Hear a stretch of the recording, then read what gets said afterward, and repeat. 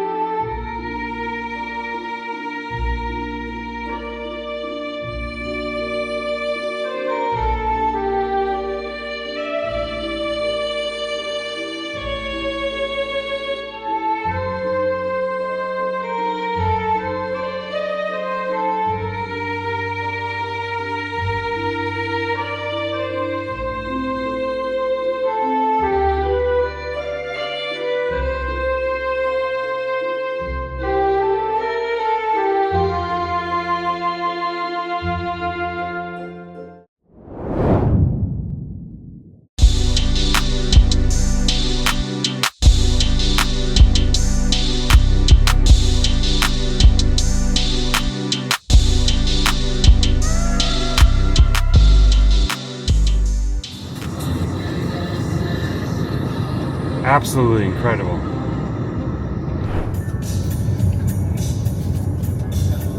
Alright, another awesome moment on this trip.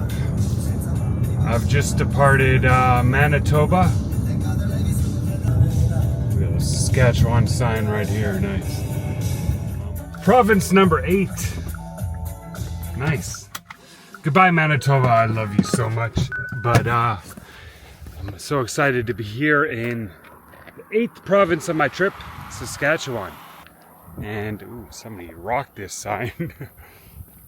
And here we have, welcome to Saskatchewan, land of the living skies.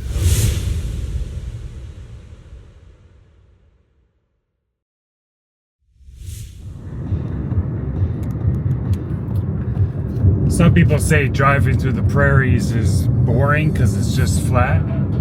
And I get some of that, but when you're here in the summertime, when the fields are green or yellow or a variety of just beautiful colors and a big blue sky, it's a fascinating landscape to drive across.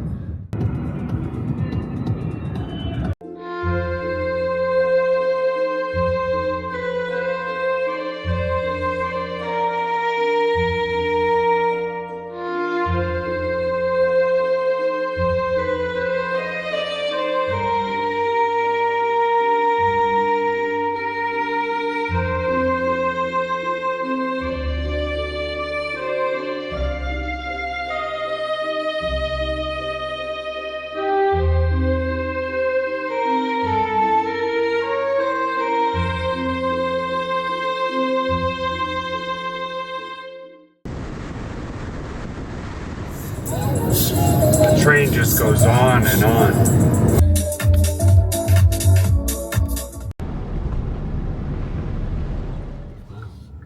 So this is the Melville train station that operates through via rail.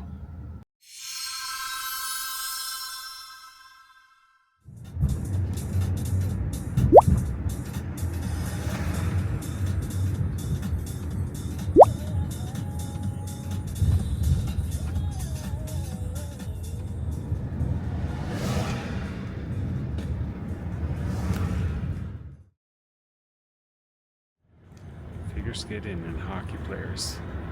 Match made in heaven.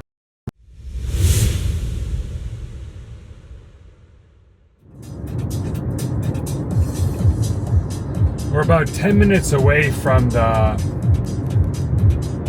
Qu'Appelle Valley. Alright guys, I read your comments from this video where I absolutely butchered the name of Sault Ste. Marie. Called Sault Ste. Marie, S-A-U-L-T. And I've done it again in this video. Apparently I have a lifelong struggle with French place names. So yes, it's Qu'Appelle. Not Qu'Appelle Valley. And lesson learned again. Cheers. And I could already see the landscape, wow, changing from flat prairie to quite rolling hills right now.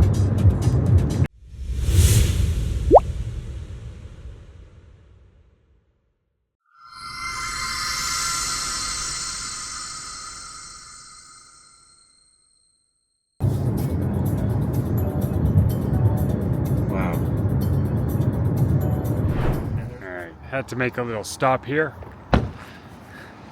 Tansy the tortoise invites you to slow down and enjoy the valley. Beautiful.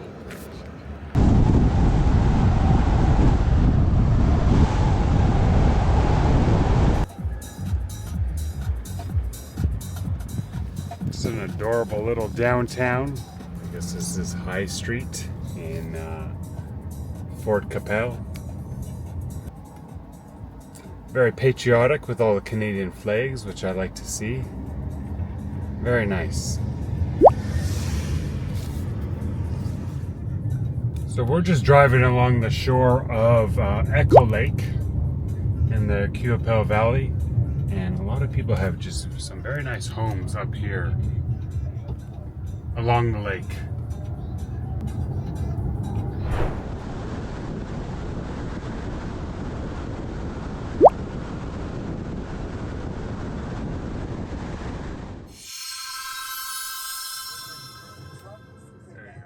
I made it.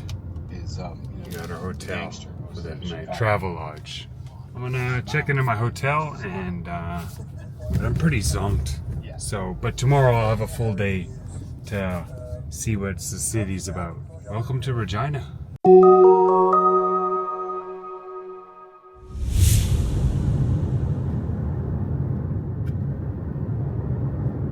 A beautiful morning here in Regina, Saskatchewan. And we've made it to my 8th provincial legislature on this drive across Canada. Already, you see some similarities between the one in Manitoba and the one here in Regina. And this legislature has beautiful grounds around it as well, which will give it pretty high scores. And also Canadian geese are everywhere. Very impressive looking building.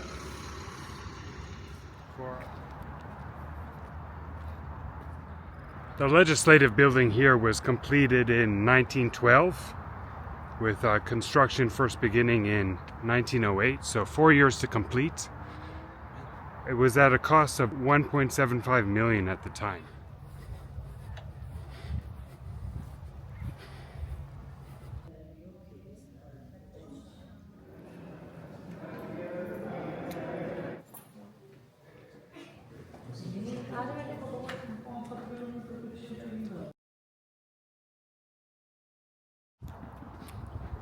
Alright, I just took a free tour of the legislative building and it was really nice.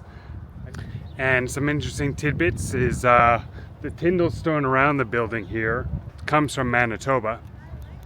However, the various marble inside comes from different places around the world, including Lebanon and even Sweden. Very cool. To Queen Elizabeth herself. This is a statue of Walter Scott, who was the first Premier of Saskatchewan. And there's some other famous Premier of Saskatchewan named Tommy Douglas, who is considered the father of socialized medicine in the province and the rest of Canada. And also John Diefenbaker, former Prime Minister. He also comes from Saskatchewan, but he never served in the Provincial Assembly. He was always a national politician. And here's Lake Wascana, which was once a smaller river that they dammed off to create this large lake. Across the lake there is where they have a museum. Just driving through a neighborhood here, not too far from the provincial legislature, and wow, look at this beautiful tree-lined street. Some older but very nice looking homes with well-tended gardens. It's been a very nice city to drive along so far. When I first got in, it was just like highway in, but now I'm able to see more of the residential side of the city, and it's very nice. Canadian cities continue to impress. Alright, I got one more stop in Regina before I head out of here, but before that I wanted to stop for a cup of coffee. I did my research and this was a place that had good reviews. But we're right next to the railway yards here, and as you can see there's some significant construction going on. Okay, it's very fancy.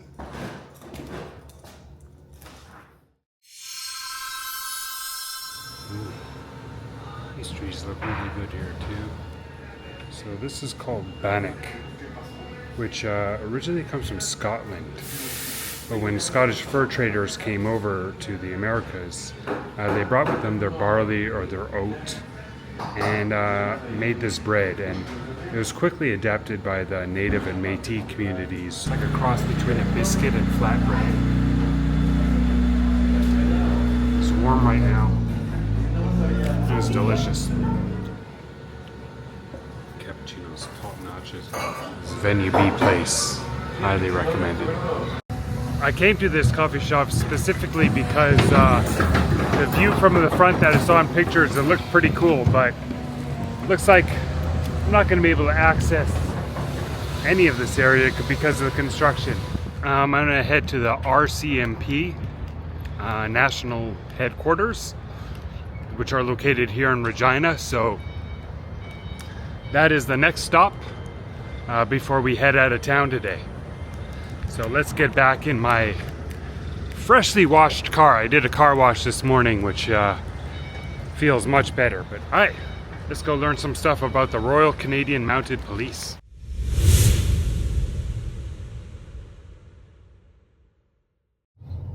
And here's the building. Wow.